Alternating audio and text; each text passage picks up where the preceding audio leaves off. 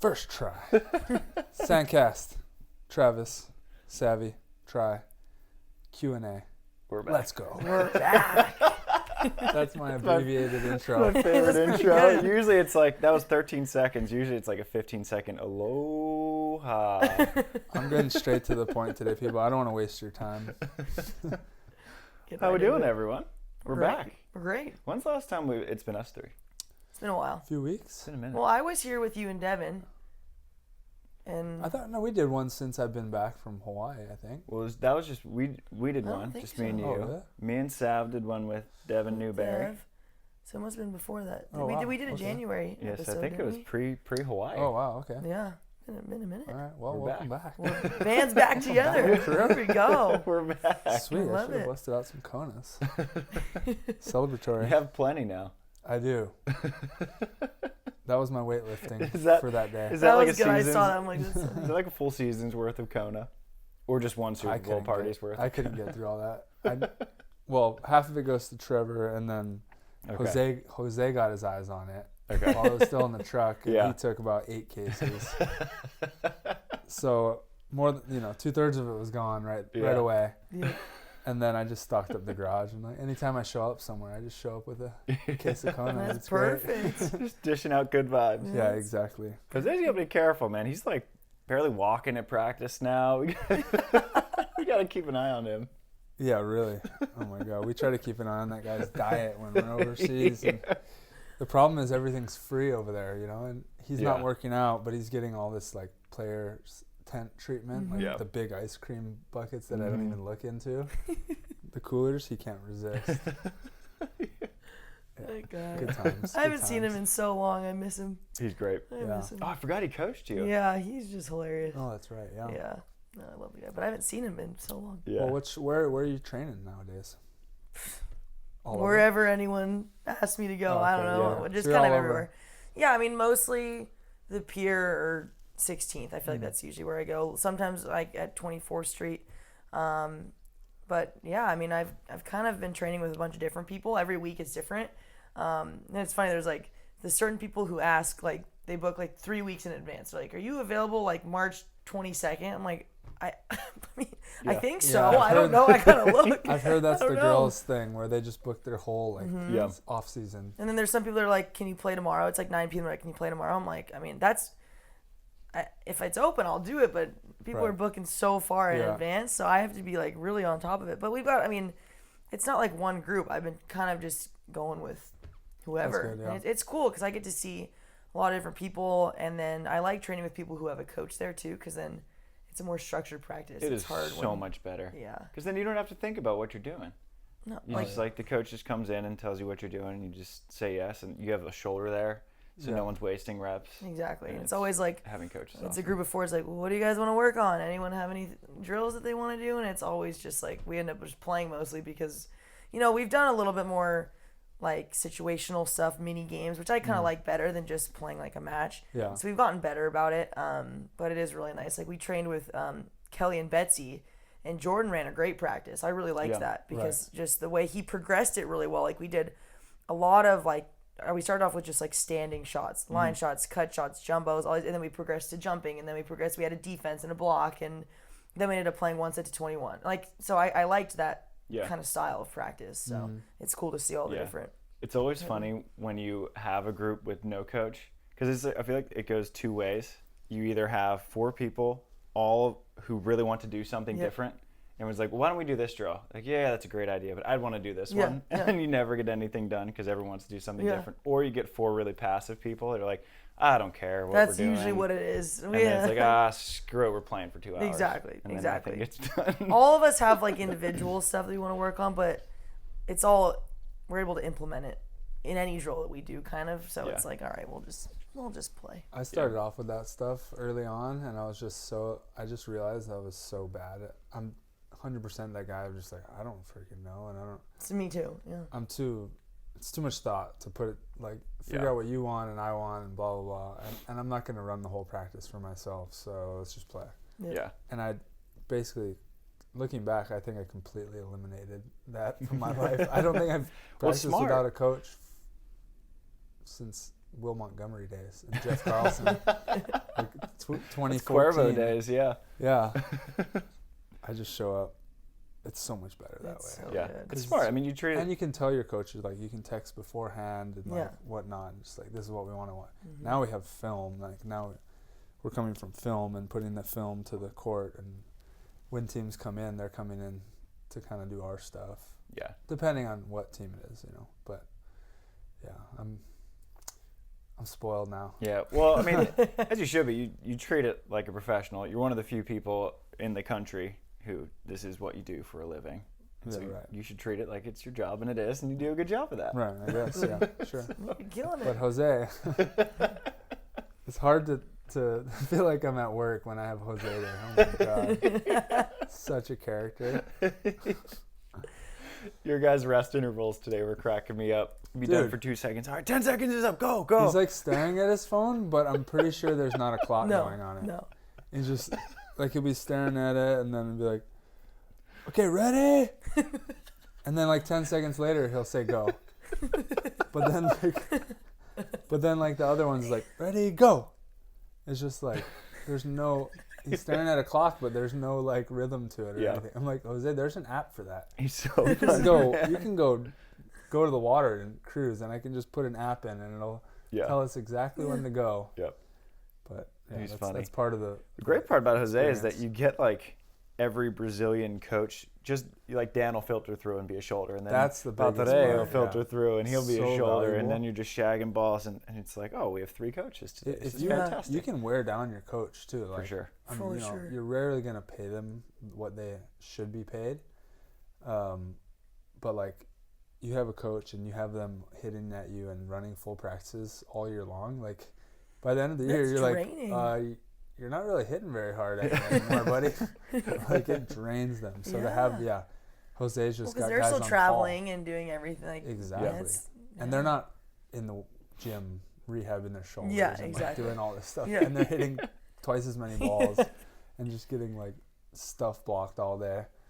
But it's Jose's. Is he just clutch. with you guys now? He's just with us. He Yeah, doesn't because have Sarah's been with Kelly, so he doesn't have a girls team right now. Yeah. So he's available. I think I better call him. you should call him. Yeah. I would think love he to. said he was he was open to getting maybe like a team or 2 this year, Yeah. instead of like having one team he travels with, Mm. having like 2 girls teams he trains, and then Yeah. traveling with us. It'd be good. Oh, yeah. Good reps. Good reps. Yeah. You know, you've had You them. just gotta get 4 streets further. Yeah. You said you've made it to 24. What are we at? 27? 20, somewhere around there. Yeah. In 3 between more 26 streets. and 28. Yeah. It's that random net that's right there, right? That Yeah. one. The random net The with the random net. Wisconsin Badger on it. Yeah. Well, they just changed it. It's like a new, fresh blue net now. I think. Blue net?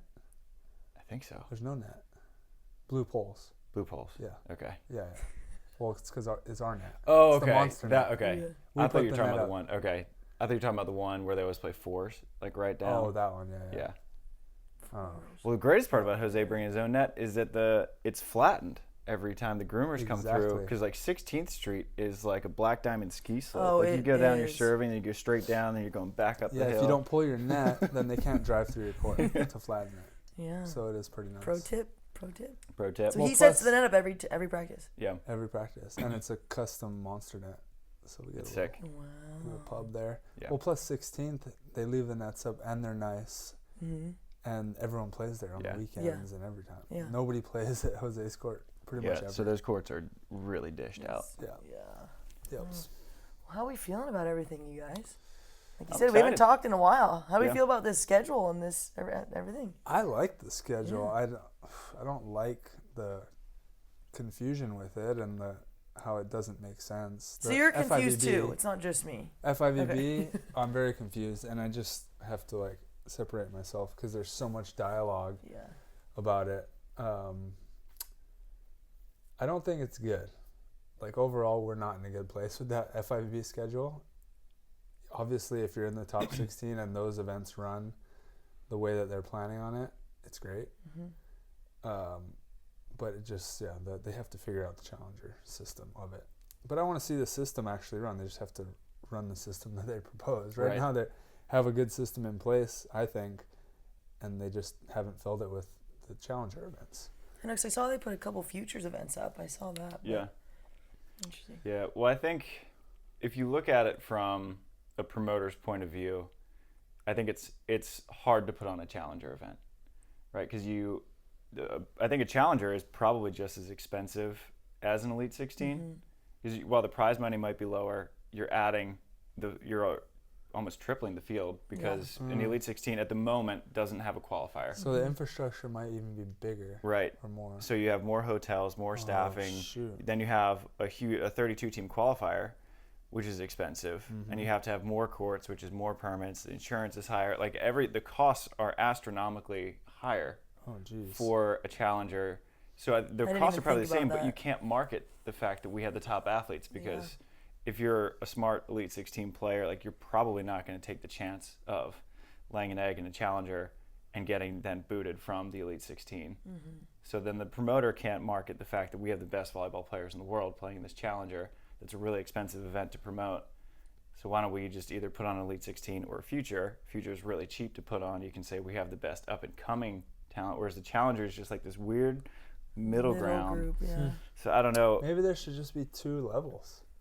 Like it used to be. All the players seem to love the Grand Slam Open. I loved it. Like why do you think that went away? I've been really curious about that. That's a good point. Because that was I freaking love that.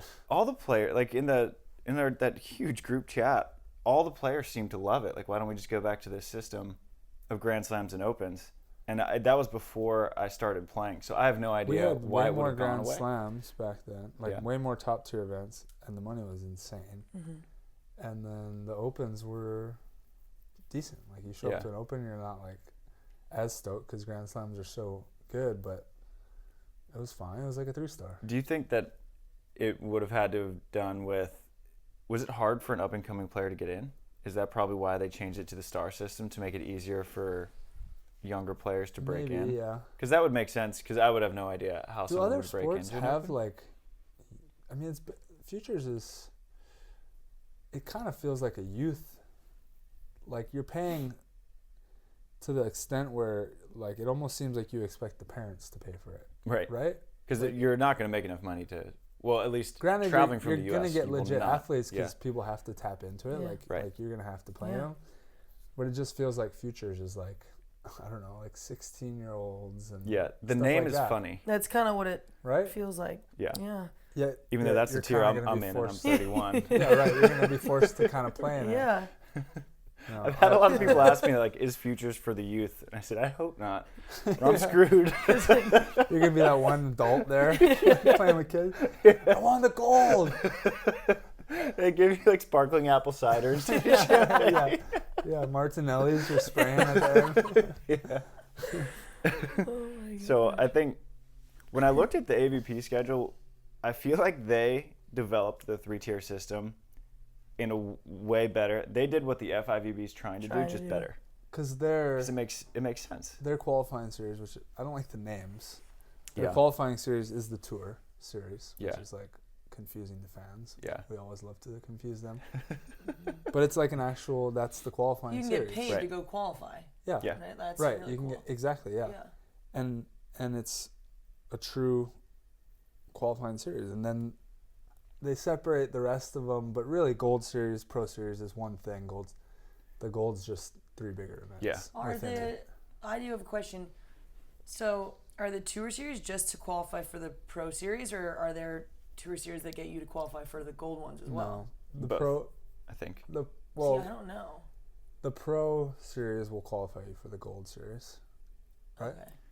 I think that Like it is like I think each stop, the Pro and Gold Series, have one wild card spot reserved for a winner of a corresponding Tour Series event. So if you win, I don't think they've figured out what correlates to what, but say if you win Seaside, you would get into Chicago. Yeah. That's what it was last year. Yeah. And I think that's still the case. Yeah. And then I think I remember that. And then they're coming out with a schedule of AVP Next. I think it's actually supposed to release tomorrow, the schedule. There's going to be and I actual think there's AVP Next. 6 or 7 AVP Next with a minimum of $20,000 of prize money in each. I thought AVP Next was the Tour Series. So the AVP Tour Series is basically the AVP Next Golds, So there were AVP Next Golds. That was that Atlantic City one that you and Trevor were going to now run. I'm not confused. Yeah. So the AVP Next Golds were like the big dog AVP Next Right. that were getting big enough where they now wrap them in the professional umbrella. Yeah. And then so now you have standard AVP Next that are just with more prize money. I mean, if you're like an amateur or up and coming player, I was talking to Tim about this today, you'll have about 20 decent paying events of like 400 grand of total prize money to play for. Including the top ones, you mean? No, just like AVP Tour below the Series, Pro Series? AVP Next, and then there's like random, there's promoters all over the country that'll put on like 10, 20, 30 grand tournaments. I'm going to They're a sweet. couple one in March in Dallas. I think that's 10K, and one in May in San Antonio, which is 20K. And I think I don't even know if those are AVP Next events. The one is, in Dallas is a Texas it's volleyball not. tour. And then the one in May maybe is AVP Next. Yeah. I don't know. Yeah, so I like there's it. It sounds opportunities all over the great. place. It sounds great. So there are a couple people were asking. They were saying, do you think that having those 2 Pro Series events first is going to screw over people like me who don't have enough points to get in, but there will be. You're saying there will be AVP Next that will allow you to get so into that. they're going to have AVP Next that Before will serve as satellite qualifiers. Okay. Huh. Which I think is amazing. I think the day before main draw qualifiers were like as fun of a tradition as it was, and what an amazing feeling it was to qualify. It was brutal because you play 4 matches. You come in the next day, you don't sleep, you get the 1 seed, you get shellacked, you like try to take a nap, and then you get murdered again and your day's over. You make barely any money. Whereas if you're playing in a satellite qualifier, you're playing in AVP Next, say you get 9th and above, you're still making money. You're playing way more matches. It's not single elimination. You're playing a true tournament format, right? Too. You're not just playing this one day like free for all. Yeah. Like you're getting reps playing an event, but also winning an event. Mm-hmm. Like you're getting used to like I'm the champion of this entire event that's being put on. Yeah. I think that's a really good thing for anyone up and coming. And then you rest. You come into a professional event fresh, prepared for that event. Plus, you know the draws earlier because there's no qualifiers. So now you're rested, studying your opponents, hopefully, scout them. And it's a win for the AVP because, I mean, qualifiers are massive expenses with no return on that. Yeah. There's no way. And so now, like, they're putting on separate tournaments. And now the AVP is going to be able to market the field so much earlier. So here are our matchups we have 30 days prior to the event. Plus other fans, let's say you win Denver. Wasn't Denver one of them? Denver's one of them, yeah. You win Denver.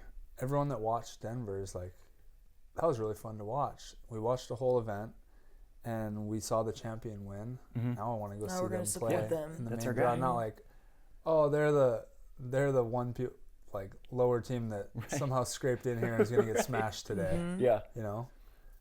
Yeah, so I think it's cool. I think it's great. I think it's an awesome system. Yeah, a lot of people, I think a lot of people are just confused because there's a couple questions on like, is this going to help or hinder up and coming players? And I think from what it seems like, it's going to help us because the qualifier's it's so brutal to fly somewhere and like, what are the downsides to it? Obviously, it's like seems like a little bit of a easier. Like everyone has a chance for each one. Like I got a shot. You know, you're getting like a shot at it. But what are the other downsides? Well, I think people were originally freaking out. One, because there were no AVP Next prior to the first 2. Right. I think that's the biggest panic. People were freaking out that like, well, we're locked out of those 2 events. Have a shot. Yeah. But that's already being atoned for. Right. And then I think that change is just hard to accept at first, especially when it's kind of confusing. Yep. And I think it'll probably take maybe this whole year for people to really understand how it works. Yeah. And so I think people were just like anytime Facebook or Instagram changes its screen, no, people are like, it's this so is stupid. True. Why'd they put a button there? Yeah. And then 2 days later, they're like, oh, these Instagram stories are sick. Cool. You know? Oh my gosh, I remember Change when is just Instagram hard. stories came out. And it takes a second. So I think people didn't understand it at first and were kind of maybe a little confused. And we're like, well, how am I going to get in? But I think it is also the barrier to entry is maybe getting a little bit higher. And I think that's just a sign of a healthy sport. Yeah. You know, in 2013, when it was the first year that Donald ran a full schedule, there were women who could just sign up for the main draw and be in. There's no qualifier. No way. Oh. And now we're looking at it where the qualifiers started to be capped, and then they went to 2 days, and now they got so big that they have to run huge separate tournaments for them. And sure, the barrier to entry might be higher, but I think that's just the sign of a healthy sport. You know, if you look at, if we're going to play sports roulette, you know, qualifying for the PGA Tour is really freaking hard because there's a ton of golfers. You know, you can't just sign up for an open tryout for the Clippers, right? The higher the barrier to entry is, the more professional the sport's getting, because it's just being played at a higher level. Which is very exciting. And I think that's awesome. And as like being a professional beach volleyball player, I think the harder it gets, the more special it's going to be. Exactly. And so I think it's a good sign. And I think it is a little bit harder, which is like, you know, there's some give and take, because it's a bummer because it's harder to make it in the main draw. But at the same time, the value of the thing you're fighting for is getting that much higher. Is getting much bigger and better. So if you do make it, you finally do, now you're making a living. Yeah. Just for being in the main draw, which is like kind of the goal of the tour. Like we want to get back to that, where back in the day there's these guys, like I heard their names and I heard they were good players, and I look and they've never gotten better than a ninth. And they made great living back in the day. And they were like volleyball household names, and nowadays like you barely get any recognition for a ninth. So that's the goal. I'm excited. I'm impressed with the system that they came out with, and I think that there will probably be kinks to work out, like any brand new system under new ownership, and it's pretty audacious, like what they came out with. And you've been talking about having a tour championship since we started this podcast, right? And they have one. A little different than I was saying. How does it work? Do you know? There's like 6 teams or something, isn't there? It's a 6-team invitational. Okay. And I think only 4 in automatic, and 2 wild cards are reserved. Okay. I guess if, you know, let's say April's not in there because she didn't play or something like that, you know, they can give it to April. Okay. But you got to think it's the top 6 teams at the end of. Oh no, actually, sorry. The championships is 6 teams, and they take your best 2 out of the 3 Gold Series events. So that's their, I guess, more incentive for you to play in the Gold Series too. I think it's great. I just wonder is it a championship or is it another event? Like, That's a good question. Like, are you the champion? Yeah. Because I want a champion. Because that is at the end of the year. You don't have to give me a ring, but I want a ring or a trophy saying you're the champion. Yeah. You know, you won the whole tour. You did the best this season, and that doesn't exist. I think they're calling it the Tour Championships. I think they are too. They always called Huntington was the champ. I won the championships in Huntington. But I wasn't the champion. I didn't even get to bring the check home. I didn't even. They just take the trophy back from you. Chicago was our championship, right, for years. You're right. Championship, okay, but what's the difference? But at least this has a different format with a different name. I suggested, while we had the call with the AVP, I threw it out there. It was like, is there a champion at the end of the year? Yeah. I think that was cool too. The Zoom was cool that they allowed everyone to hop in and ask questions. Yeah, so someone from Bally's was on it, and then Al was on it, who's the new CEO of AVP. And I mean, just like energy vibe-wise, there were a bunch of people hopping in the chat and asking questions, and they were answering questions. And so I think that's cool. Yeah, I think we're in good hands with Bally. In a good spot. The whole betting thing, that's another question I asked. So there's not a tour champion. I was trying to say, like, maybe we could do something like FedEx, you know? Yeah. The FedEx Cup in golf. Yeah. End of the year, there's a FedEx Cup champ. But they're like, if there's a sponsor that wanted to do that, then we'd do that. Yeah. I get that. The other thing I asked was, is there going to be gambling? And he said that we just got to work our way to getting there. And first, they need to collect a lot of data on the sport, like over this first season, to figure out how it would work and how to implement it. And then, but their goal is totally to implement sports betting and whatnot. I love it. Yeah. Might take a year or two, though. Yeah. I guess we probably have to sign waivers that we can't bet. Exactly. Damn it. Exactly. Like, shoot. That's all the stuff they got to figure out. Yeah. No, but a couple people were asking if there were rules on, like, if someone has X amount of points, are they allowed to play in the Tour Series or the AVP next? Like, anyone's allowed to play in anything. There's no restrictions. But if you finish, have they decided if you finish first in a Tour Series, that's equivalent points-wise to a what? In the Gold Series, because I heard a lot of stuff like people like you probably won't go play in the Tour Series, right? Probably won't. Yeah. But I was thinking about it today. I was like, if this whole FIVB thing goes to shit, I'll go play in all these tour series. They're not bad, right? Like the money's not bad. You're not traveling as far. Yeah. If you're lucky enough to have sponsors and like set up bonuses, so you win these tournaments, you get a little bonus. I would love to play in all those events. Yeah. And I think we're allowed to. I don't think, because just from a promotional standpoint, like they want the highest level athletes. Yeah, for sure. I don't know if that's always makes sense to allow players to play down, but I think I think that probably just comes down to the point system they implement, like similar to the FIVB. Let's see if I have the points. You know, where if you were to play, because traditionally AVP Next only count for your finishes if you can use it, and so there was that's what I was. There was no way to de-incentivize the top players from going, because you could go win every AVP Next, but now that the Tour Series is under the AVP umbrella, I think that if they're counting that as a finish, then people at the top don't have much incentive to play it. Because now, say you like have 2 bad matches, you take a 9th, and you're just like taking a terrible finish. Yeah. And so it becomes a self-policing system. Yeah. I think Billy Allen asked that question, and he said that. Do you remember the answer? I'm pretty sure he said that. I hopped on kind of late because I was practicing. I think they said it won't hurt you. You can play and it won't. Really? It won't hurt it. It's the same as AVP Next was. Okay. So. Which, I mean, from the AVP standpoint, that makes sense because, like you said, you want the top athletes playing.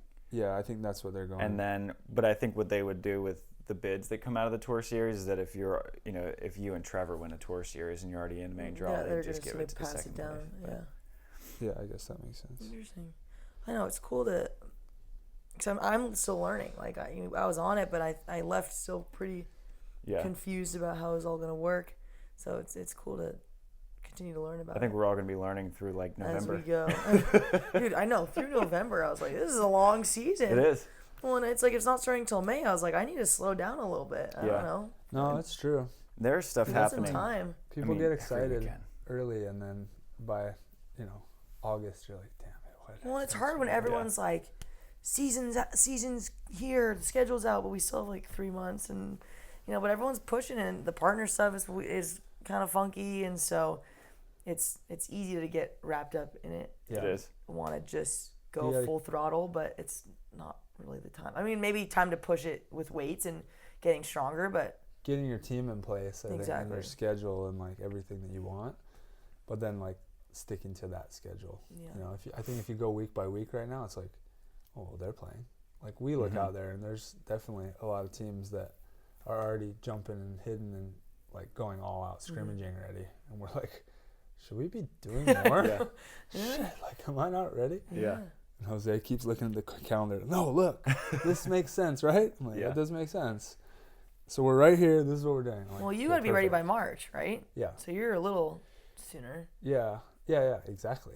That's my point. Yeah. Like, we're playing before you guys, and you guys are getting crazy over there. But we also have a lot more experience, like, doing this. You do. And you've been together, so, like, and we've been together. It's not a new partnership that you need to work out a bunch of kinks. Yeah, and we have a lot more swings on our arms and knees and shoulders and reps on the tour, and our whole team's in place and whatnot. And I know a lot of people are trying to figure out those partnerships or just getting with those partners. For sure. But I do think youth makes you want to just get out there and play. Yeah. And I think, and like you said, seeing other people jumping and hitting, and like up until last week, I was like freaking out. I was like, Tim, I can't side out. Like I can't figure out how to approach and jump and hit a ball right now. I was like losing my mind. In practice today, I was like, I'm terrible right now. I was like, I was told Delaney, I was like, it's never coming back. I'm never going to be able to side out for the rest of my life. Like I can't do it. And then I went to Missouri this weekend, and so we ran a clinic and played a tournament on Saturday and a tournament after the clinic on Sunday. Was it the co-ed one, or did you do one with JD too? There's a co-ed on Sunday, and then there was an open on Saturday where we played 6 straight matches. And then today at practice, I was like, oh, I remembered how to do this again. It's great. I feel like when you get into competition mode, I feel like it all kind of, I was talking to Tony about it today, because we've both been in this, we're working on so much stuff. And again, we don't have a coach, so we're trying to like I'm pushing myself to do these things, and we're both coming together, and we're like, we're playing so shitty, this sucks. And we're like, I feel like when we get to competition though, like it's all gonna click when it's supposed to, but it's frustrating right now. Yeah. Like, and it's the right time to be working on that stuff, and I want to get better, but it's a weird. I feel the same exact way. I'm like, God, I'm terrible right now. Like, it's 100% not like, it's like a phantom mental thing. it is. For sure. I've learned it enough times now where I'm like, yeah, I can't hit and jump. Like if I scrimmage anyone right now, me and Trevor are gonna get smashed. Yeah. But we know better than to be like, well, we suck now. Yeah. Like you just gotta, you have to go through the dips. I think that's actually the worst thing is when teams are like, I don't want to play like shit. I don't want to be bad, so I'm just gonna keep playing and keep doing all this so I keep my level high. But to me, you're really just keeping your level at the same level. Yeah, you're not getting any better. If you go down and you just work on the passing and not connecting it to the approach or the jump or anything, and then you just work on the approach and then you just work on the contact or whatever, and then you jump and then you try to put it all together and it's not going to feel good, but each piece will be a lot better quality once it does all come together. Yeah. That's kind of like the thing that we're going for. As Jose's, he learned his new words of the year. So the acquisition phase and the retention phase. I love Jose so much. He takes says acquisition like 5 times. Acquisition, right? What is it? No, but he's right though. He's super on point with it. Like we're in the acquisition phase. Like this is your time to work on technique, work on specific things, be like singularly focused on one thing. And then like towards the end of practice and the further we get into the year, it's like, okay, now it's just retaining that information, which to me means just feeling. You already taught your body how to do it, now forget it. Like forget technique, forget everything you did in the whole 3 months of preseason. Now just play, and you'll see better results. Yeah, it's funny because like I've done this in every sport I've ever played. You know, basketball. Like anytime you change your release a little bit, you know you're gonna have like a 15% dip at least. I did that at the worst time in high school basketball. Senior year, at the end of the year, I was like, oh, my shot's so ugly. Yeah, I gotta switch it. No, just bricking everything. Like, oh, I guess I'm playing inside this year. And then, but once you get a feel for it, it's so much better. Your release is higher, you're shooting better. My shot's way better now. And then with golf, like you change your swing and you're going to be terrible for 2 months and then it comes back. Yeah. And with beach volleyball, I haven't done the dip enough quite yet where I'm still freaking out. I'm like, I'm done. That's it. Dude, I'm quitting. I'm very content with my life right now, and I think that's what's keeping me sane. I'm just happy. The weather's good. Evan's here. I love my apartment. I'm just feeling good, and I get on the court, I'm like, God, I hate my life. And then I leave, I'm like, all right, well, if that's a bad day, then this life's pretty good. Right. Yeah. In a pretty good spot. But a couple people were asking about, obviously, partner stuff. Any teams that you guys think are going to be like a surprise team this year that's going to crush it? Or any of the top teams that have come together that you think are going to be really successful? If I were allowed to bet for Bally's, I think I'd put substantial money on Troy and Chase to climb. Okay. I think they're really good. I think where are they ranked right now? They're already pretty high. Yeah. Because Chase has the most points. Yeah. But I think with Troy seed, switching positions to defense and them being kind of a new team, I think some people would probably expect them to be like kind of a regular fifth. But Troy is freaking good.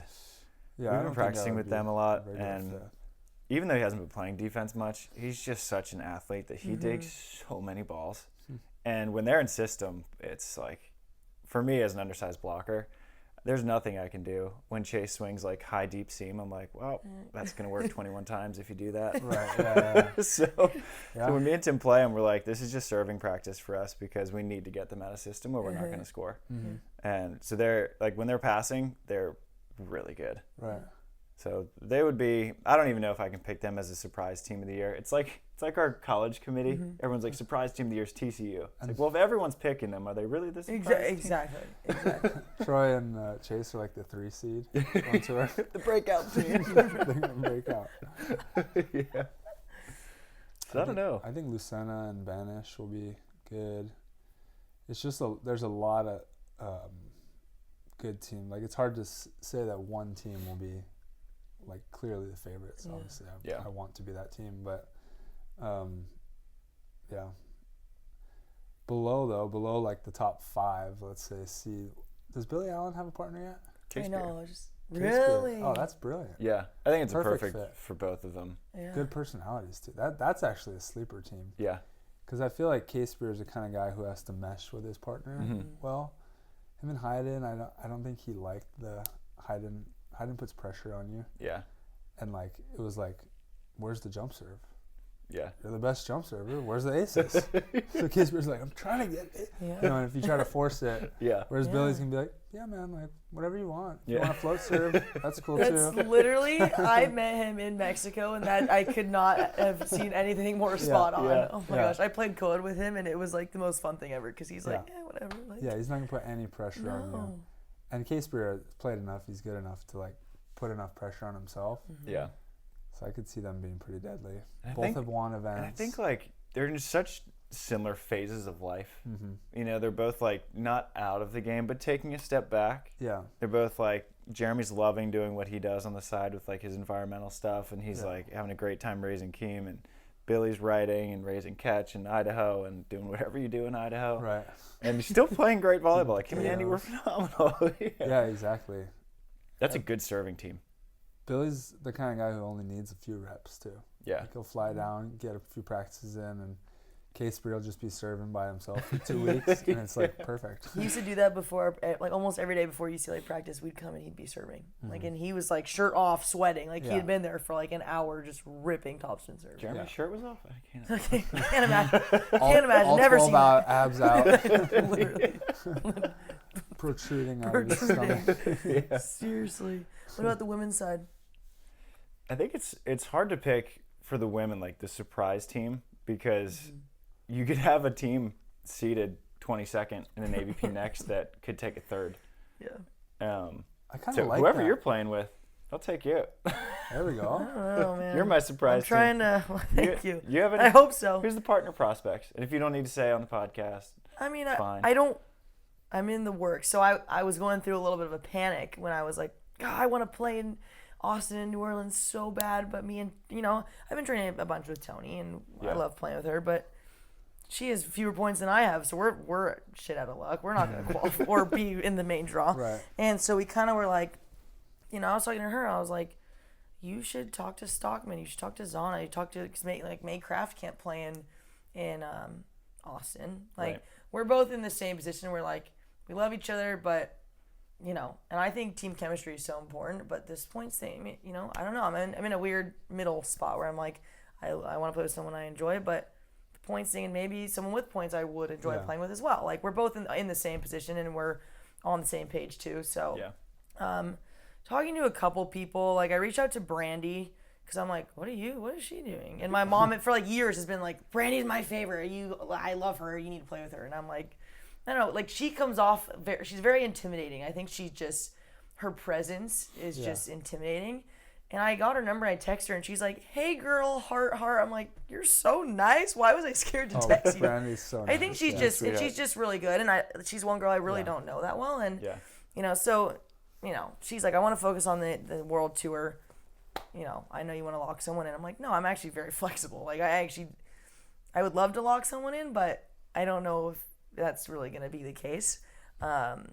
So pretty much anyone that has more points. So I have like almost 800 points. So if I play with someone who has more, because me and Evan he's psycho. He has this whole spreadsheet of points, and for the men's side. Yeah. And so when he was trying to figure out, he's like, would we be in the main draw, whatever. So he did it for the girls' side. We can like come up with like 9 set teams, maybe 10 that were like, they're for sure playing together. They're for sure in the main draw. Yeah. And then there was a long list of people that weren't set yet. Like, is Delaney set? I don't know. Like, that's one. Zana was one. Like, all these really great players that aren't really set yet. Fallon was one.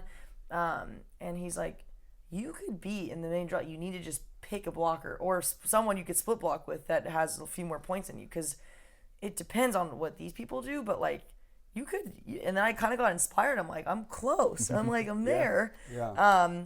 So we'll see. I'm going to talking to Fallon tomorrow just to see, like, she has more points than me. So it's like, maybe that's a thought, Yeah. And I'm very open to whatever. I'll play any side, like I've told you guys, like I'll do whatever. But again, I do want to play with someone who I have fun with, and then it's like, okay, do I play with them just for the first couple events and play with Tony? Do I stick with someone and ride it out? Like, I don't want to just be like, hey, I'm going to use you for your points for the first. That's not how I operate. I don't want it to be like that. I want to, if I'm going to play with someone, like maybe I go stick it out. So I'm kind of just trying to figure it out and see everyone I'm talking to what their thoughts are too. Like, do they want to commit, or do they just want to see how the first couple go, or kind of however it is? Like I say, I'm an open book. I'll tell you guys whatever. Partner gymnastics. But I think that's one of the biggest skills or that you can have is like being flexible and adapting to other people and other personalities and stuff. Because like we were talking about before the show, there's some people who just clash. Like they do it their way, and if that partner isn't perfect for your personality, like it just doesn't work. And over the years you see them kind of, it's hard for them to climb because they just don't have as many options. And especially when you're in your position, when you're just trying to scratch and get those points so that you can get that consistent partner in the main draw, it's like one of the biggest skills, I think. For sure. I think the biggest skill is just wherever, I was talking with JD about this weekend, is that if you can just always have a consistent habit of making your partner better, you're always going to find yourself in a winning position. Exactly. And I think that for you right now, you know, it's like you're in this cool phase where I think the more people you play with, and not like if you can get a partner that you love playing with and lock it in for the season, that'd be awesome. I just don't know. I mean, maybe because I'm so flexible, like maybe that's going to be a little bit harder for me because I'm so like not wishy-washy, but like I will do whatever. And if someone like wants to play with me for one event and that's it, then that's okay. Whatever, we'll try it out. I don't know. Yeah. So, but you'll find a way to play with different personalities, different skill sets, and then you'll end up being a perfect match for someone down the road, either this year, the next year, whatever. And if people love playing with you, like that's just good advertising. That's the goal. And so, you know, I kind of had to like, I was like, well, I really want to do world tour stuff, but is it going to future? Like, I'm going to be so broke if I try and go to these, but maybe I try, like, because there's some futures events over the tour events. I'm like, would it be smarter to go get some FIVB points, or would it be smarter to try and go win and qualify and make more money and kind of build my brand a little bit? I don't know what's kind of smartest on that kind of stuff, but I think it's all dependent on who I'm playing with. Plus, if you do well on the, let's say your real goal is to get on the world tour, you go do half decent on the world tour, it's not like you're not going to be getting calls. You know, let's say you go like stun and win a futures event, girls with points might be like, I'm going to take a chance on this girl, and they'll pull you up anyway. So it depends where your priorities are, but I can't say that I definitely do that. Like the just AVP depends. seems great right now. It seems really great. great. To commit to. I think if your goal is, I mean, everyone always puts the Olympics out there, but I think if you do want to play at the highest level, you do have to at least get international points to put yourself in a position to get picked up by someone. Because everyone who's at the highest level, if you're going to make this a full-time living, like you need to play World Tour.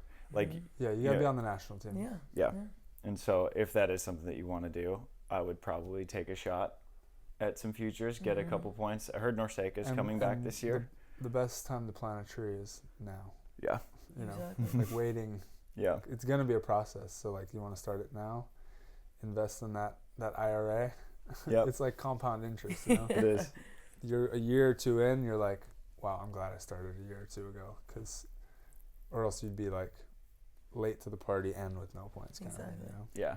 And there's a stretch where the futures go from Spain to Greece back to back.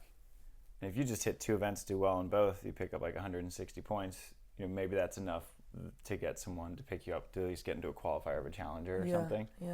So, or at least show the initiative that I'm willing to play on the world tour, and that messaging alone is worth a lot. And overall, like if you believe in your game and you want to play world tour long term, and you think you can succeed there, if you succeed there, you're gonna end up in the main draw in the AVP. Exactly. Like it's just how the level of play is gonna be so much better. Everyone's gonna see it. You know, if you're on the national team, you're not in the qualifier in the AVP. You might start there, but you're just going to end up where you need to be domestically if you're doing it at a higher level. No, that's a really good. Agreed. Can you go get into a futures event with no points or a qualifier? I don't know. We'll see. I mean, Zana and Chrissy got in with 0. That's I saw that. By the way, what is Chrissy Jones doing? I think she's just playing AVP. She is. I think so. She was on the Zoom call. Yeah. Like, I don't know. I haven't heard anything from her, but I don't know. I know that she's like kind of still a newlywed, and her husband's in the Air Force, so I think she's just like loving time when he's home and not deployed. Sure. But I mean, she lives far away. She lives out in the desert, I think. Yeah. Oof. That's a commute. So that's a tough commute to make for practice. I know, because I saw her and I was like, I wonder what she's up to, because I heard rumors she was done, and then I was like, oh, maybe she's. Yeah, but I think a lot of people, like everyone's always asking, what's Casey Patterson doing? But I think he was just waiting. People are just waiting for a schedule to come out, and then now that there's a schedule out, they can figure out. All right, well, now we can plan. All right, what are we gonna do? Yeah. Do you know what his thoughts are, or not at all? I have no idea. Yeah. He texted me a video of him in Jackson, Wyoming, I think. Beautiful. Of sled dogs pulling a sled. And he said, and I was talking to him, he's like, dude, backpacking's where it's at. He's like, I come back and have 102 messages to respond to. I was like, yep, you should probably go right back to the mountains. Yeah. I miss those days. We've been backpacking in too long. Let's go. As soon as season starts up, let's go. Let's get out of here. It's too much right now. And you're sticking with Timmy? Yeah, me and TV. Lefty magic. Dude, Timmy Brewster. You guys might be one of those sleepers. I know. Brewster gets better every time I see him. He's getting a little confident. Just hanging out on Jose's court, like he's getting a chip. Everyone's just giving him shit all the time, but from a loving place. Yeah. And I think you can't get in his head anymore. Yeah. And he's like a pretty like passive, like hi kind of kid, but he spent so much time on Jose's court that you just develop thick skin and maybe a bit of a chip. He is getting a little chip on his shoulder, and I freaking love it. And it's been really fun because before me and Tim played the country quota, he had never really played in like a really super high level practice group. Like, he gets in with you guys, but he'd never had like a scrimmage with Cayman Theo and Chase and Troy. Right, yeah. And now we're doing that once or twice a week now. Oh, nice. And so Tim's seeing that level all the time, and the balls that he digs, I've been seeing it on your story. World class. Yeah. Like he's insane. Yeah. Like, we're the most annoying team because we're so small, and we don't really do anything. Like, we don't hit hard, but somehow we're just like, how are we still in this game? Alive. Yeah. Yeah, he just digs so many balls. Yeah. It's super fun to play with because you're like, we're down 5, but we can go on a pretty epic run. Yeah, and you're both lefties, so you're both weird. Just it's weird. Just funky. Just getting funky. Get weird. We're bringing the funk, Sav. Yeah. Love it. I love him. I went, we got pizza with him the other night and just hung out and chatted for a bit. I mean, I could talk to Timmy Brewster for like hours about anything. And he's got all the information. Like, if I have any volleyball question, I text Timmy or you. I feel like between the two of you guys, you have a lot of knowledge. No, dude, he's a good kid. Besides that, I hadn't seen him in a bit, but I was glad I got to hang out with him for a little bit. Yeah, he's doing great. Oh man, I love that guy. He just makes me smile. Like, he's just he the does, nicest guy. Yeah. And I can't believe he's done with college. Well, he's probably going back to law school pretty soon. Law school, holy. Such a Tim this Brewster. Guy. Such a thing. Yeah. Brewster Wayne. The nicknames on our card. They started calling him Tom Holland today. Tim gets a new name every day. We call him Tom Brady, Young Brewster, Brewster Jenner, Bruce Wayne. Brewster Wayne. The Brazilians have to say E at the end of everything for some reason. Wayne. Oh man. So we clearly have zero fun. Could not at all. I need to come hang out around there. It sounds like it's good times. Yeah. Jeez. Yeah, I'll text him and see what he's up to. So we kind of talked all about all the questions we had for the schedule and the system. There's a couple. You called it training and lifestyle. Yeah. Like our next little category. So do you guys have any off-season training wins? I know that you've talked about working on some stuff, but what about you? Wins, just stuff we worked on and things that you've been working on that have been going in the right direction. I mean, just like I feel like every off season I try to reassess, like, what did I want to accomplish this past year? Did I accomplish it? Usually maybe like I accomplished 50% of it. Yeah. like I'm still like, this could still be better. But I pick and choose what I then want to take into the next year based on, you know, partnership and all that. This year was a lot of defense. Just like the more film I watched, the more I'm like, holy shit, we're so bad at defense. Like, I'll acknowledge that we are good volleyball players. So put us anywhere on the court and we're gonna give you trouble. But we are so bad at defense. Like, in terms of covering the same part of the court, and like, I think it's been working in our favor because people have no idea what the hell we're doing. Yeah. Because we don't know what the hell we're doing. But there's like a lot of inefficiencies where I'm like, wow, like we could make our life so much easier if we just like worked in unison, and maybe like I wasn't like jumping on contact every time. I do the exact same like thing. we watch film like and my mid-air. feet are mid-air and together. No. Because I'm like in the middle of a shuffle, so I'm like, my feet are off the ground and together, and my hands are like stuck. I'm like handcuffed already. I'm like, how is that gonna get me? And it's like consistent across the board. Yeah. So that was just like, it's kind of exciting to see stuff like that, especially when you're already doing well. So it was a lot of that stuff, and then so just getting my feet balanced and figuring out the feeling of what I want me balanced on defense to feel like, and then I translate that to the gym. And I tell my coach that, my strength coach, and also Jose, and then just rep it out in different scenarios and whatnot. And then my posture a little bit on defense. I'm kind of trying to think of defense differently than pass receive. That's what I've noticed. Like, I'm so comfortable in pass receive from indoor.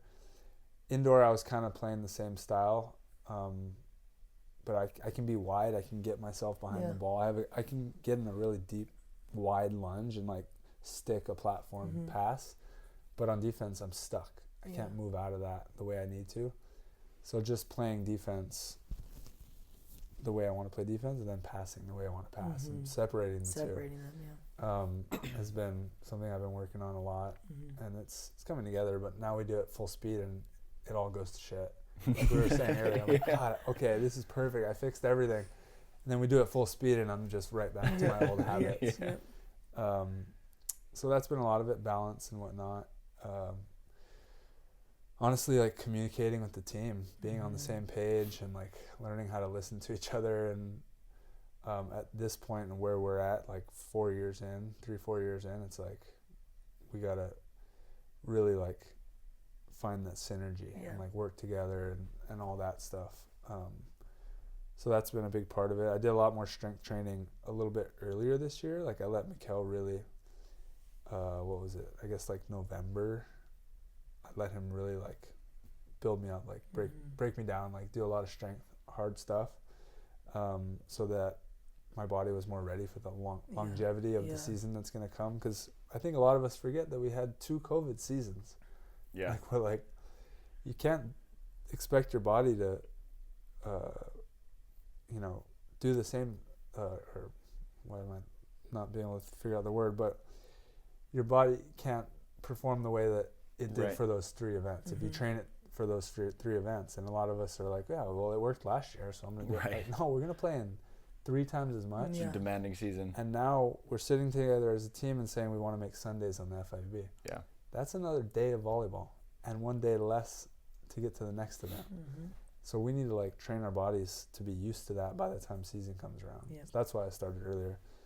Other than that, I leave a lot of it up to my team. Communicate as much as I can about like what I'm learning on my own and what I want to work on, but then be like, okay, shut up and let Jose apply it to our team as a whole. Because at the end of the day, me getting better isn't helping the team. The team getting better is helping the team.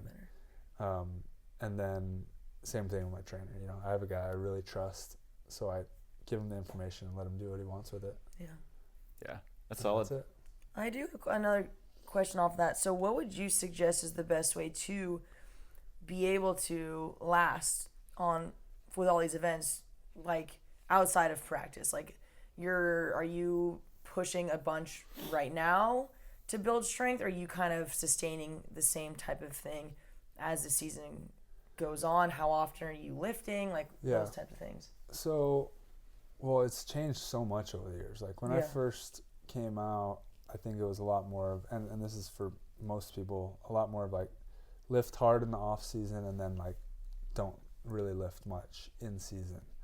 And then as the years went on, like obviously I partnered with John Hyden and he just like flipped my whole brain on everything. But then I saw Nick Lucena, who's tight with Hyden, take on his stuff. And I saw Phil do it, and I saw Jake do it, and I see April do it. And what that is they just keep strength training hard throughout the whole time. And it doesn't mean like just like breaking yourself down. Yeah. You know when your body's hurting and it needs rest, and you can take that rest. But you don't just stop. Like you keep going hard on your off days and understand that the body only needs 3 days to fully recover. Yeah. You know, a lot of us are like, I got to take the week off. Like, it's Yeah. too much. You don't need it. Yeah. If you're broken down on Sunday, like from an event, right? You take Monday off. You can be in the gym Tuesday, like hitting it hard. You don't have to, you know, I don't lift super heavy. So a lot of it's recovery. You're opening your body up and all that. But like getting your muscles burning again. And then let's say you play Friday. Like Tuesday you work out hard, and then you have Wednesday, Thursday to recover, and then you realize by Friday you're like, my body's at 100%, and I got a workout in. I'm recovered from that workout. That was kind of more of a recovery workout rather than like just killing yourself and then taking 4 days off and then trying to be at your best again. Yeah. Like the best athletes that I'm seeing are just like in the gym the next day. Even like I'm like, I just ended the tournament, I'm taking the next day off. I'm still at that point. But like a lot of them aren't. Like Nick, April does it. Hayden was at last match of season, he's in the gym the next day. I'm like, you're psycho. Yeah. But it works. Like your body recovers from work. You don't get broken down in the gym if you work out the right way. If you're doing like crazy like CrossFit stuff, then you could probably hurt yourself. Yeah. But like you just keep working out steadily. The highs and lows are what kind of like throw your body off, I think. Yeah. Well, when we had Jake on the podcast, it was the day after the Manhattan Beach Open finals that him and Taylor lost to Phil and Nick. Yeah. And we talked to him after he was in the gym. Exactly. The day after the Manhattan final. And Manhattan is the longest tournament of the year on the AVP, in the deepest sand, in the hottest conditions. And it might be like might be like a few reps. Nick Lucena started working out day of matches, like in the Olympics, because he's so used to it. We only play one match a day. He's in the gym that morning working out. And it might be, he usually does 10 reps, he's doing 3 of everything. Yeah. But like, it's keeping the body moving. It keeps the body moving. Yeah. That was actually what really helped me on the World Tour last year, was that, because I talked to Nick about that, and he lifted the morning of. And so our first tournament of the year when we played in Doha, it was all night matches. Yeah. And so I would get a light, like 30-minute lift and stretch in the morning. And there's something about it. I think it also supposedly like primes your body for what, like the next one. And so I played like some of the best volleyball, and I was like, all right, well, I need to do this every time. But then last year, like nothing really physically, like I was totally fine through the whole year last year. So I was like, all right, well, working out works. Because it also balances your body. Yeah. Like your volleyball is not good. Like you're opening up one way and hitting as hard as you can with one arm the whole season, with jumping with 1 foot forward, the other one back. Weightlifting is all symmetrical. So you're reteaching your muscles like this is how it's supposed to be. Right. Don't overpower this one or that one. But if you don't do it, the more you don't do it throughout season, you just get built into this, off body where your right arm's doing more and your left knee or whatever, and you're going to get the jumper's knee, and just more and more pressure is going to go into that. But if you keep resetting your body after every one where it's just like, nope, like symmetrical weight, balanced, even, this is how I want to move, everything's well thought out, your body just stays symmetrical and it works a lot better throughout the year. That's where injuries come, right? Is when you're off balance. Overuse. Yeah. That's really interesting. It's not necessarily the overuse, right? Because your muscles recover fast. No matter how much you break it down in 2 days, 3 days, your muscles are ready, like primed, because of that work you put in. Yeah. It's the tendons and the joints that are gonna keep you out of tournaments throughout the year. And I think people are like, I'm so gassed. Like, well, are you hurt or are your muscles tired? Yeah. Because like you're fine if it's muscles. Yeah. If it's tendons and stuff, then you got work to do. Yeah. Or you're behind. And I mean, listeners, like, you're a pretty perfect person to listen to because I mean, you've been staying healthy through an autoimmune disease for the last couple of years. Like, you're on it. Yeah, I'm pretty on it. Well, I also have a good team. Like, I got Mikkel. Like, I drive up to him for a reason because he's teaching me all this stuff. Yeah. And I got to be with Hayden early on. Yeah. I was on the world tour fairly quickly, so I'm like, I was with Nick and Rosie and everyone, and I'm seeing who's doing what and how they're, let's be honest, how their training has evolved. And Nick went like, I'm doing what Hayden's doing, kind of thing. And then I feel like Phil was kind of like on the same, he did his own thing, but kind of was on board with that. Jake, same thing. Rosie, no, Rosie's going to do what Rosie's doing. But where's Rosie at now? Yeah. Physically. Well, and there's a reason why all these guys that are, in their late 40s are still able to compete at this high of a level. Yeah. So imagine if you do it in your early 30s or late 20s. Yeah. Or early 20s. Yeah.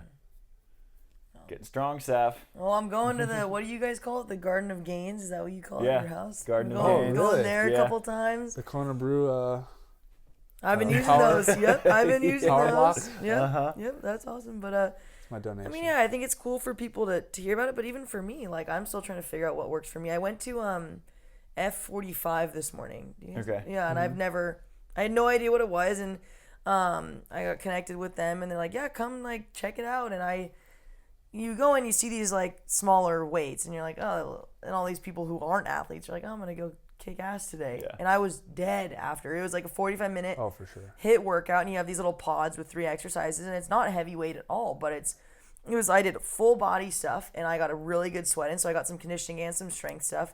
I felt awesome after, and then I went and practiced, and I was tired. Yeah. But, it felt good to like feel like I actually, because sometimes I go work out and I'm like, what do I want to work on today? I don't know. Like, I just don't really know. I don't have a coach helping me. It's hard. It's kind of, I'm motivating myself, but what's best for me to do? And I think the full body movement kind of thing too, because you're moving, it's hot in there, you're sweating. I think it was great. I'm going to try it. And tomorrow's cardio day.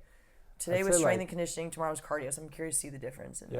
Like stealing, when you like find a good workout, steal pieces of it. Exactly. And then put it together. Because you're going to need to do it on the road. Exactly. When you get out there and you're walking the gym,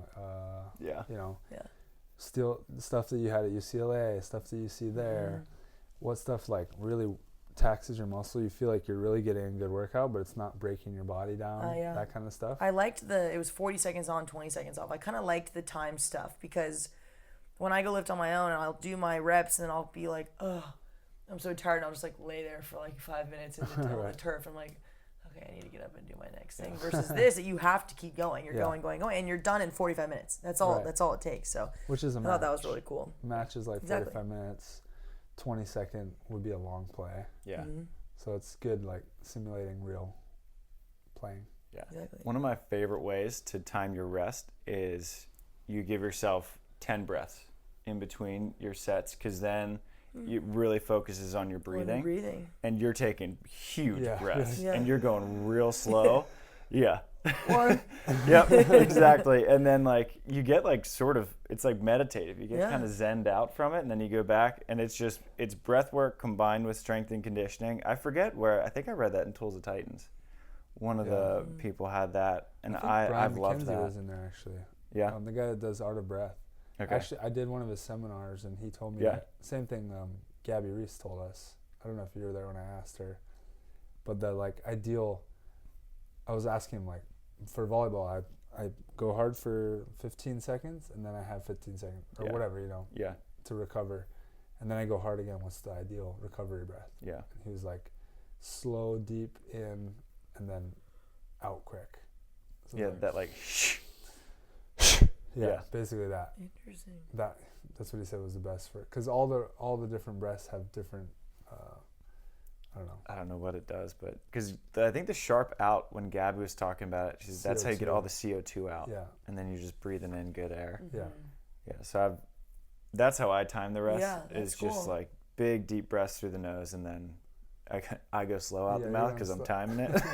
Yeah. But dude, if you put yourself on a real clock, which my trainer does sometimes, you realize that you never do it if you're counting in your head 1, 2, you're like looking around. What was it? 3, 2.5, 4. Yeah.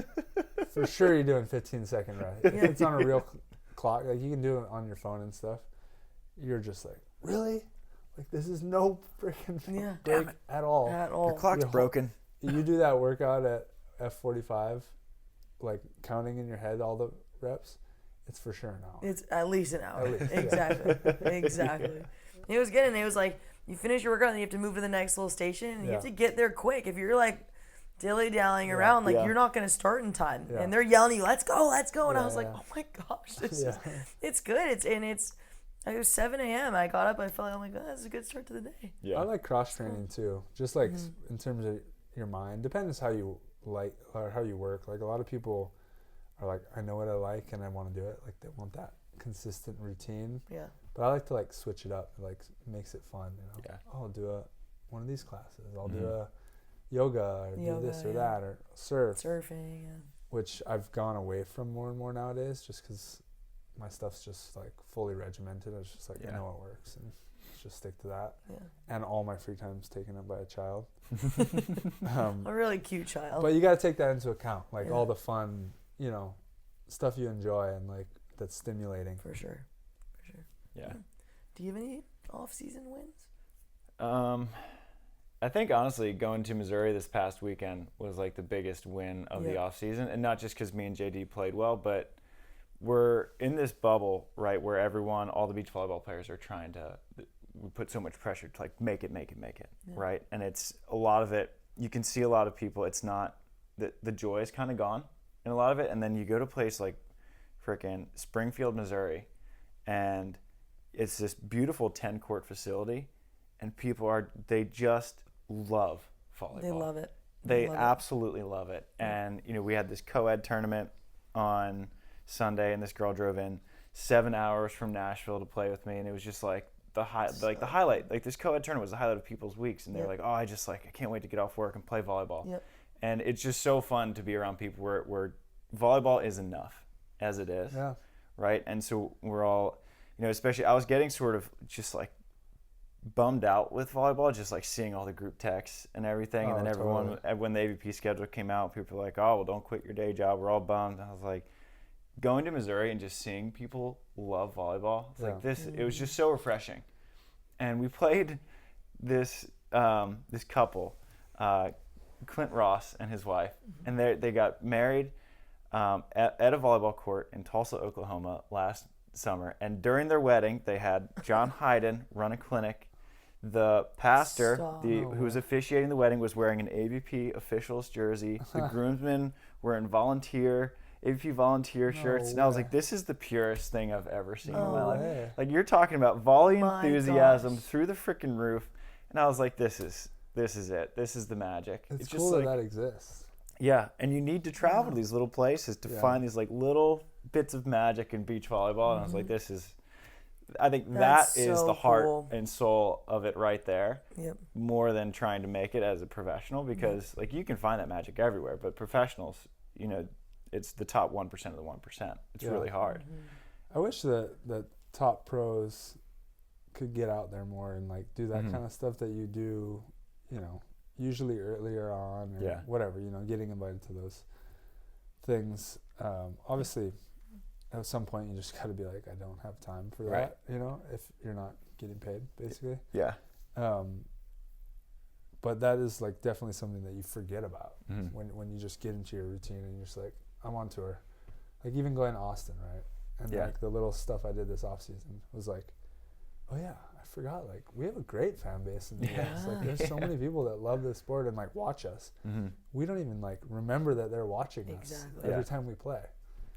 Yeah, it's just so cool just to see people, and like people in Missouri are like, I love SANDCAST. I'm like, this is the coolest thing. Like it's so fun. Yeah. Like there's so many people who just love volleyball, and so for me, like it was just so refreshing, because it just like, I don't know, it was just like a little reminder that like all is well in the world of volleyball. Like it's still fine. Yeah. It'll have its problems like any other sport, and every other sport has problems. Yeah.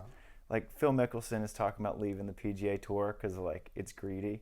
I was like, all right, well, if the PGA Tour is too greedy for Phil Mickelson, then you know what? Like, right. The last place guy is making $500K a year. Yeah, and you know what? At least. Volleyball, we're gonna have problems. PGA will have problems. NBA will have problems. Exactly. Like it's all perspective. It is. Yeah. And so it was the greatest dose of perspective that I didn't realize that I needed, and then I came back. I was like, wow, I love volleyball. Yeah. Again. This is great. And I'll be honest, like my all-around vibe right now, after seeing AVP schedule and World Tour, assuming we get to actually play that, it's like the best. It's amazing. This is the So best good. I've seen Yeah. since Grand Slams. Mm-hmm. When we had Grand Slams and the AVP had like 8 events when I first, maybe less, I don't know, around there. I was like, this is great. Yeah. But like for some reason, I feel like the energy is like convincing me that it's not. I'm like, should I not sign up for this event? Or like, what's happening? Like, it looks good to me. Yeah. So I think that the more people are sort of kind of understanding the schedule of the AVP, I feel like the excitement and the optimism is there, where people are like, actually, I could play a tournament pretty much every weekend and make decent money this year, whether I'm like, beating Trying Trevor or not. Like, I don't know. I'm excited. I'm optimistic about beach volleyball for the first time in a while, honestly. Mm-hmm. Me too. Yeah. So thanks, Missouri. Thanks, Bringing me that's back. good. I'm sitting here and I'm like looking at some of these questions, and I keep getting WhatsApp messages from my SOB group where they made Nice. a WhatsApp, and I have one for the Turks and Caicos one too. And it's like these people, like you were saying, like they just message all day long about that. They take pictures of them sitting at their desk with like all their monitors. Like, I wish I was on the beach in Mexico right now. Like they just absolutely love it. And like me going to Mexico too, like I needed it. And you don't realize, like, Larry Wang? Yeah. He's 50, I think. Okay. 450, and he's a stud. He played in all the SOB tournaments, and he like dominated. Competing with A-Rob for who's going to look the youngest, the longest. Seriously. Larry could pass as like 37. Yeah. Oh, geez. Yeah. No, he's awesome, and he's like, I'm gonna play in every qualifier this year. I love or it. every maybe tour event or Yeah. whatever it is. So it's cool to see how fired up all these people, and I keep getting pictures of, my mom's friend sent me a picture from where they live. They're like, if you play in Austin, we can literally walk to the event. It's so cool. Like, people are just so fired up, and that inspires me. It's easy to get wrapped up in all the talk and, oh, this sucks, or it's so easy to get caught up in it. It's such a small little bubble, but it is. I mean, we have events. This is my first time having a full season, so I'm fired up. Like, it should be scary. It should be scary too. Yeah. Right? Like, where you're looking at the events like, this is going to be hard. Yeah. Like, I have my work cut out for me. Yeah. Obviously, not having opportunity is a different story, but, like, it should be scary at any level. Yeah. Like, everyone. April is, I don't know what she's doing this season, but, like, she looks at every season as, like, I got big goals. Like, this is going to be tough, a lot of expectation. Like, it's not just, like, you make it and then it's good. Right. At every level, no matter where you are, season, you should be scared and like challenging yourself. Yeah. I like that. I feel like some That's people cool. are just a little like this is kind of scary and looks really hard. Like, let's try to see if we can get it changed. Oh man, dude, Delaney Right? came back and she was so just mad. She was like, I heard this girl at practice today say, I don't want to play good teams. I don't want this to be hard. And she was just like, What? I know. What? She was furious. I was like, I know, baby. Why are you playing? Maybe you should play math. It's like, and I think we're gonna see this wave of college girls like you just kicking ass soon, because I think that mindset's just like gonna get blown out the door. Oh yeah, you're toast. Why would you even play if you don't want to play? And that's why we love you, Sav, because it's That's confusing. why you're here. Okay, good. If that doesn't confuse you need to talk to someone. Oh my gosh. Do we have time for more, or are we? Yeah, we'll take. Oh wow, an Yeah, hour we've been going. 14? Dude, we've been chatting. Yeah, we've been chatting. We have been chatting. As well as is there one more good one to end on, or should we wrap? There's a couple more like training lifestyle ones, but I feel like we're in a good spot. Maybe I'll just save these for the next one. I think we're in a good spot. Yeah, right let's here. run it back. Why not? Yeah. Okay. Right on. Saf, great to have us all three back. Of course. It's Yeah. great. Like Perfect. always, happy to be here. Yeah. Sounds Good good, vibes. sure. I always leave here feeling on top of the world. Yeah. Like, it's been a good day. good day, and then I finish with this. I mean, come on. Yeah. Golden. We're at work too, right? We're working. This is the office. This is brutal hours. Exactly. Well, fans, we appreciate your fan questions. These are always the most downloaded episodes of the month, except for Zanas, which is just popping off. Yeah. New leader. UCLA people. Zana, new number one. Yeah. We've boiled it down to every time we have a UCLA episode, blows up. Really? Devin Newberry's going off. Yeah. Tim Brewster's was our number one for like 2 years. Oh my God. Yeah. So now Zana's the new number one. Yeah. Kicked out April Raw. Yeah.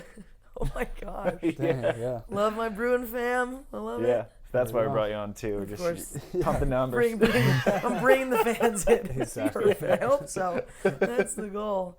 Oh my gosh. Well, thank you guys. Always fun. Thanks, Alrighty. Seth. Yep. Shoots.